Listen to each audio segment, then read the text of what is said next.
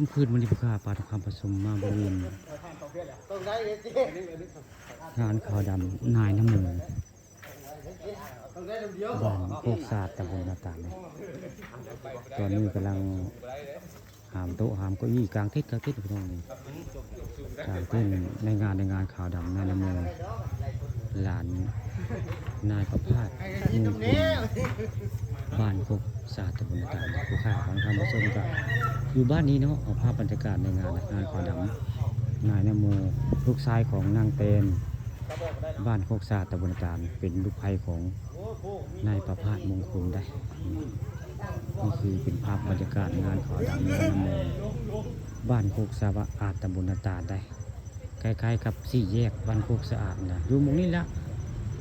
อยู่เยี่ยงกับสี่แยกบ้านโคกสะอาดงานขาวดำนายนโมประสบอุบัติเหตุตกน้ำไปตรงตกน้ำอยู่ได้อยู่บริเวณพุ่นละทางบ้านนาตาลพุ่นละห้องข่าประสบอุบัติเหตุอยู่ห้องข่าแล้วก็ห้องข่าบ้านนาตาลได้คนกะไปโรงพยาบาลเนาะไปโรงพยาบาลต้องจะส่งเข้าสกลนครนะครับเป็นเวลา 2-3 วันก็ได้เพิ่นจะได้ตุยเนาะมื้อนี้นะเป็นมือตุยกับเพิ่นได้ค่ำคืนมื้อนี้ผู้ค้าภาพบรรยากาศในงานขาวดำนายนโมบ้านโคกศาสตร์ตำบลนาตาลมาให้เบิ่งมาชมได้นี่คือภาพบรรยากาศในงาน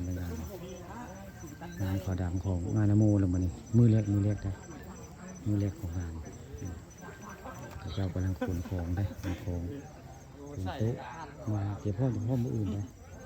อื่นเป็นกลางวันเป็นมื้องานมื้อแรกนี่กลางคืนได้กลางคืนคาดว่าสงสัยสิเป็นมื้ออื่นก็ยังเอาไปเป็นอาจจะมื้ออื่นกลางคืนนี่คือเป็นมื้อเริ่มมื้อของงานมื้อแรกของงานในหมู่งานตุยคน